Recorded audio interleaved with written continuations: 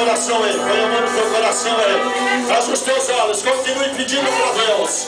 Pai, neste momento, Senhor, eu quero agora, Pai, a restituição sobre estas vidas agora. A restituição da alma, a restituição, Senhor, do lar. Eu quero agora, Pai, a mudança. Eles vieram nesta noite para ser restituídos. E eles estão agora abrindo o coração, Senhor, chegando diante de Ti. Estão assumindo, Senhor, a responsabilidade de fato, Senhor. Pai, a conta que pertence a Ele, para que Tu possa agir do outro lado.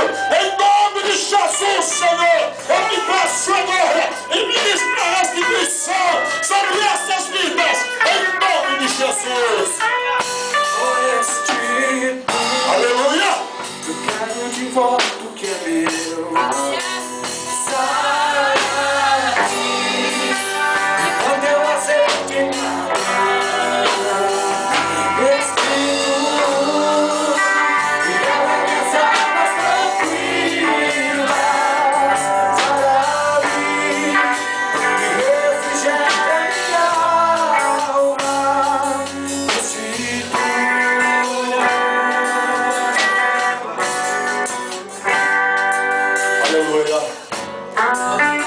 Deus vai mudar muitas vidas nesta noite. Ele vai mudar muitas vidas. Aí aqui, meu querido, que está com essa criança no colo, eu vejo uma chave muito grande na tua mão e uma porta muito grande se abrindo. E Deus te diz nesta noite: eu estou abrindo esta porta, porque eu sou o Deus que dou além daquilo que meu servo pede quando eu me agrado.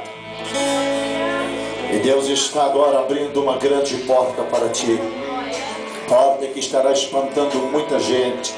Estarão olhando de olho regalado e dizendo: como pode? Do dia para a noite. Começa ontem, hoje está por cima. Eles saberão quem é Deus na tua vida, que diz o Senhor dos Exércitos. Eu quero orar agora por enfermos. Eu quero perguntar: quem está sentindo dor no seu corpo, levanta a mão. Literalmente sente dor, vem cá na frente. Quem está literalmente sentindo dor no seu corpo neste momento, sai do teu lugar e vem para a frente. Vem para a frente. Vem para a frente. Quem está sentindo dor no seu corpo, sai do teu lugar, vem para a frente. Eu quero orar por você.